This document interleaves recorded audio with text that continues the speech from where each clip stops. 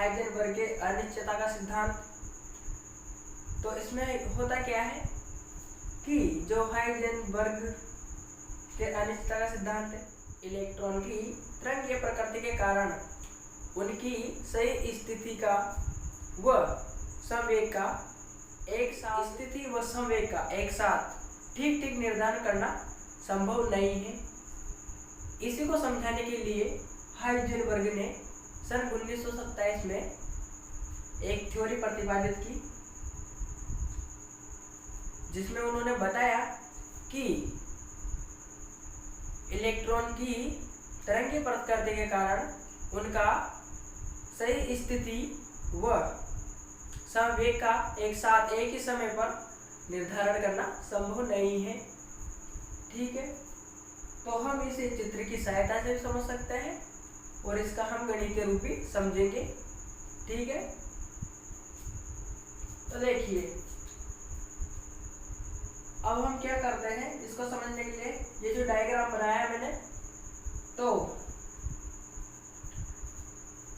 ये जो कोई कक्षा है इसमें जो ये इलेक्ट्रॉन घूम रहा है, तो अभी ऐसे कैसे दिखेगा, इसको देखने के लिए हमें सूक्ष्मदर्शी की आवश्यकता होगी। तो ये हमने लगा दिया यहाँ पे सूक्ष्मदर्शी। इसकी सहायता से देखेंगे। और आपको पता है कि कोई भी जो कण है, कोई भी जो सूक्ष्म कण होता है, जब तक उस पर प्रकाश आके नहीं गिरता तब तक वो दिखता नहीं है। तो हम इस पे क्या डालेंगे, प्रकाश, फोटोन की किरणें। ठीक है, जैसे ही हम इस पे फोटोन की किरणें डालेंगे तो क्या होगा, फोटोन क्या है, ग्रुप में होते हैं, समूह में, तो एक साथ जो प्रकाश की किरण आगे पड़ती है तो वो इलेक्ट्रॉन से टकराती है और इलेक्ट्रॉन से टकराने के कारण इसकी जो प्रारंभिक स्थिति है वो बदलकर नवीनतम से कक्षा है नवीनतम, तो उसमें प्रवेश कर जाता है। ये क्या है, प्रारंभिक कक्षा। और जैसे ही इस पे हम प्रकाश डालेंगे तो फोटोन के कण जो है इलेक्ट्रॉन से आके टकराएंगे और टकराने के कारण इसका पथ चेंज हो जाएगा। तो ये क्या है, नवीनतम कक्षा में चली जाएगी, नवीनतम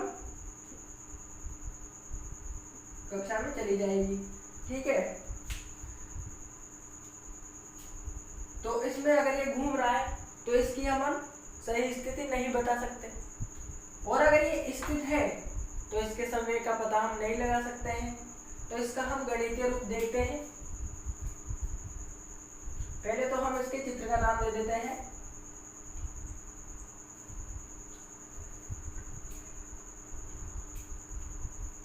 चित्र का नाम क्या दे सकते हैं, प्रकाश के फोटोन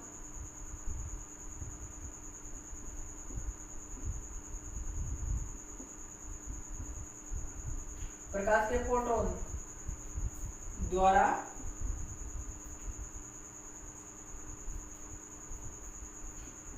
इलेक्ट्रॉन पथ परिवर्तन।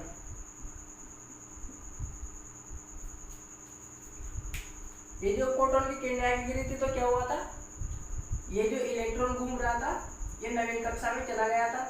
तो इसी वजह से हम इसे क्या बोल सकते हैं, प्रकाश के कारण फोटोन द्वारा इलेक्ट्रॉन पथ में परिवर्तन। ठीक है, तो हम इसका गणितीय रूप देखते हैं। अब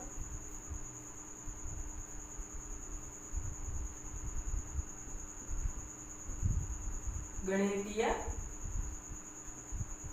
रूप, ठीक है,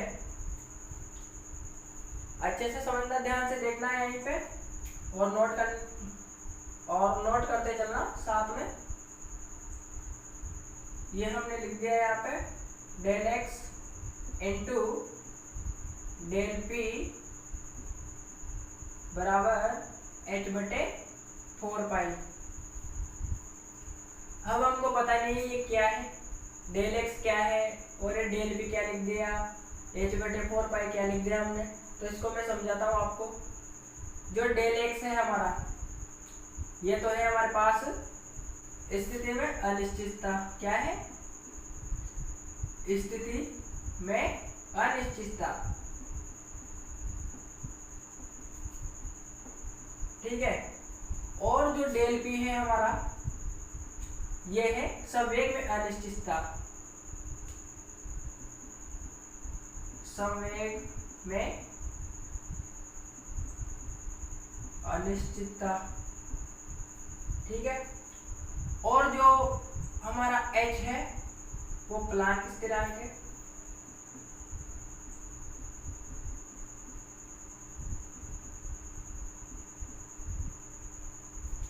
ठीक है। तो इन चिन्हों का मतलब क्या है? ये जो है, इसको आप देख के क्या समझ रहे हो कि इन चिन्हों का मतलब है कि जो ये डेल एक्स है, ये जो डेल एक्स है, तो डॉट मतलब इनटू बोल सकते हैं हम इसको, इनटू डेल पी का मान, ये जो del X dot del P है, इसका मान h/4 से या तो बराबर होगा या अधिक होगा, लेकिन कम नहीं होगा। तो इसे हम लिख सकते हैं कि डेल एक्स व डेल पी का मान h/4 से